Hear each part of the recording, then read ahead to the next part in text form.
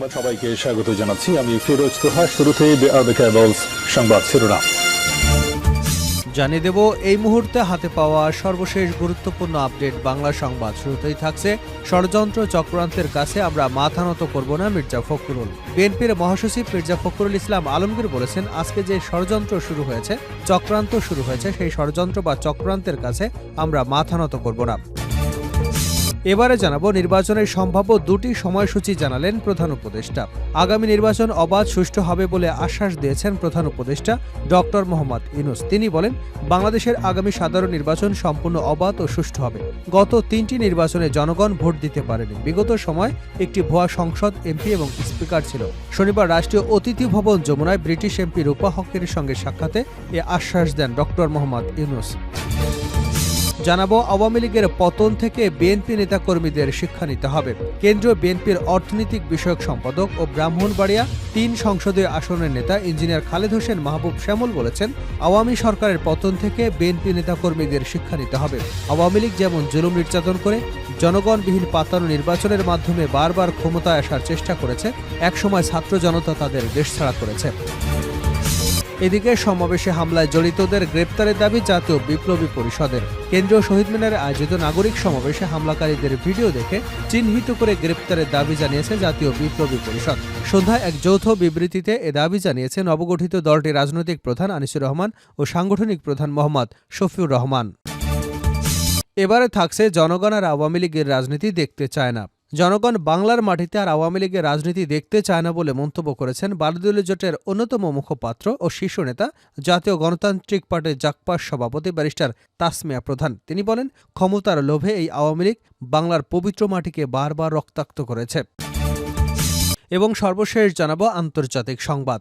অবশেষে আশার আলো দেখাচ্ছে ক্যান্সারের টিকা। ক্যান্সারের চিকিৎসার টিকা নিয়ে দীর্ঘদিনের গবেষণার পর অবশেষে আশাব্যঞ্জক ফলাফল পেতে শুরু করেছেন বিজ্ঞানীরা। বিশেষায়িত এই টিকা মূলত ইমিউন সিস্টেম বা শরীরের রোগ প্রতিরোধ ব্যবস্থাকে প্রশিক্ষণ দিয়ে টিউমার চিহ্নিত করতে সহায়তা করে। এর পরীক্ষামূলক ব্যবহার নানা ধরনের ক্যান্সারের বিরুদ্ধে ইতিবাচক ফলাফল দেখাচ্ছে। এতক্ষণ শিরোনাম শুনছিলেন, এবার বিস্তারিত। প্রিয় দর্শক, আপনি যদি এই চ্যানেলে নতুন হয়ে থাকেন, ভিডিওটি দেখতে দেখতে চ্যানেলটি সাবস্ক্রাইব করে আমাদের সঙ্গে থাকুন। আর এই ভিডিও সম্পর্কে আপনি আপনার মূল্যবান মতামতটি কমেন্ট বক্সে জানিয়ে দিন। আর হ্যাঁ প্রিয় দর্শক, জানিয়ে দিন ভিডিওটি কোথা থেকে দেখছেন। ষড়যন্ত্র চক্রান্তের কাছে আমরা মাথা নত করব না মির্জা ফখরুল। বিএনপির মহাসচিব মির্জা ফখরুল ইসলাম আলমগীর বলেছেন, আজকে যে ষড়যন্ত্র শুরু হয়েছে, চক্রান্ত শুরু হয়েছে, সেই ষড়যন্ত্র বা চক্রান্তের কাছে আমরা মাথা নত করব না। শনিবার ঠাকুরগাঁও পাবলিক লাইব্রেরি মাঠে জেলা ছাত্র দলের আয়োজনে এক সমাবেশে ভার্চুয়ালি যুক্ত হয়ে এসব কথা বলেন তিনি। মির্জা ফখরুল ইসলাম বলেন, আওয়ামী লীগ গায়ের জোরে ক্ষমতায় টিকে থাকতে যে দেশের সবকিছু ধ্বংস করে দিয়েছে। অবশেষে জনগণের আন্দোলনের মুখে দেশ থেকে শেখ হাসিনা পালিয়ে গেছেন। এখন আমাদের সবচেয়ে বেশি যেটি প্রয়োজন সেটি হলো জাতীয় ঐক্য। শেখ হাসিনার আমলে সারা দেশের দুর্নীতি হয়েছে অভিযোগ করে বিএনপি মহাসচিব বলেন, বাংলাদেশে যারা যুদ্ধ করেছিলেন জিয়াউর রহমানের ঘোষণার মধ্য দিয়ে, তারা সত্যিকারের অর্থে একটি গণতান্ত্রিক দেশ চেয়েছিলেন। তারা বৈষম্যে বিশ্বাস করতেন না, কিন্তু শেখ হাসিনার আমলে সব জায়গায় বৈষম্যের সৃষ্টি হয়েছে, দুর্নীতি হয়েছে। আজকে আমাদের সেই বৈষম্য দূর করে জনগণের সরকার প্রতিষ্ঠা করতে হবে।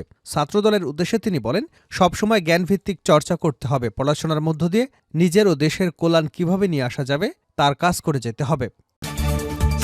নির্বাচনের সম্ভাব্য দুটি সময়সূচি জানালেন প্রধান উপদেষ্টা।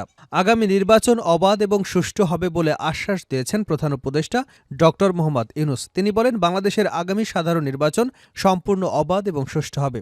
গত 3টি নির্বাচনে জনগণ ভোট দিতে পারেনি। বিগত সময়ে একটি ভুয়া সংসদ, এমপি এবং স্পিকার ছিল। শনিবার রাষ্ট্রীয় অতিথি ভবন যমুনায় ব্রিটিশ এমপি রূপা হকের সঙ্গে সাক্ষাতের সময় এ আশ্বাস দেন তিনি। এক প্রতিবেদনে এসব তথ্য জানায় বাসস। ডক্টর ইউনূস বলেন, সারা দেশের মানুষ এখন তাদের কণ্ঠস্বর ফিরে পেয়েছে। তাদের কণ্ঠস্বরে জোর করে কেড়ে নেওয়া হয়েছিল।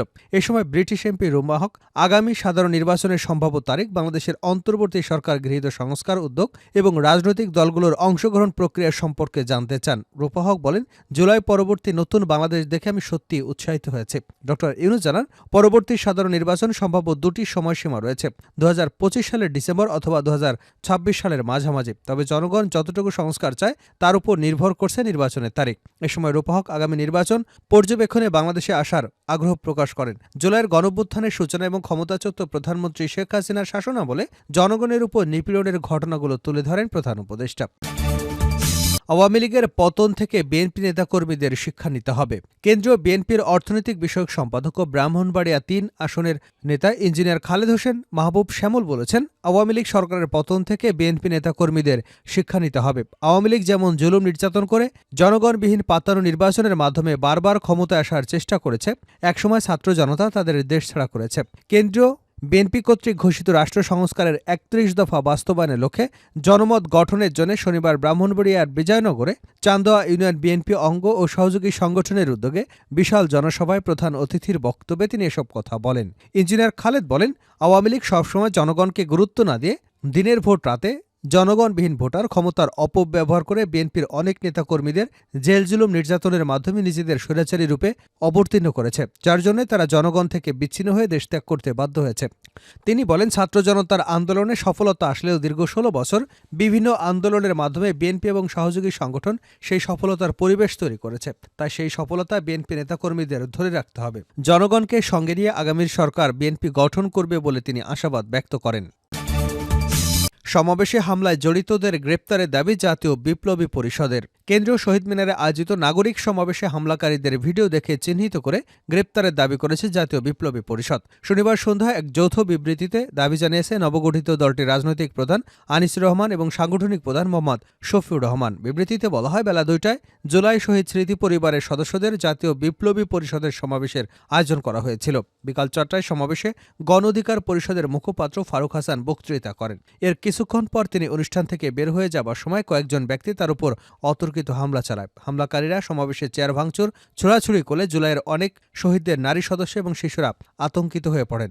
এ সময় তাদের রক্ষা করতে গিয়ে জাতীয় বিপ্লবী পরিষদের যুগ্ম আহ্বায়ক জুলাইয়ের রাজধানী উত্তরার আন্দোলনে নেতৃত্বদানকারী রাবেয়া আক্তার হামলার শিকার হন। এদিকে হামলাকারীদের নিবৃত্ত করতে এবং ফারুককে রক্ষা করতে গেলে জাতীয় বিপ্লবী পরিষদের যুগ্ম আহ্বায়ক সায়েদ কুতুব, বিপ্লবী ছাত্র পরিষদের কেন্দ্রীয় সহকারী সদস্য সচিব আশরাফুল ইসলাম, রাফসানজানি, বাংলাদেশ ইসলামী বিশ্ববিদ্যালয় শাখার আহ্বায়ক মোহাম্মদ আরিফুল ইসলাম সাকিব, সলিমুল্লাহ এবং হিজবুতুল্লাহ গুরুতর আহত হয়েছেন। বিবৃতিতে বলা হয়, সমাবেশে গণ অধিকার পরিষদের নেতা ফারুক হাসান, বিপ্লবী পরিষদের নেতাকর্মীদের উপর হামলার ঘটনা বিভিন্ন সংবাদ মাধ্যম লাইভে সম্প্রচারিত হয়েছে।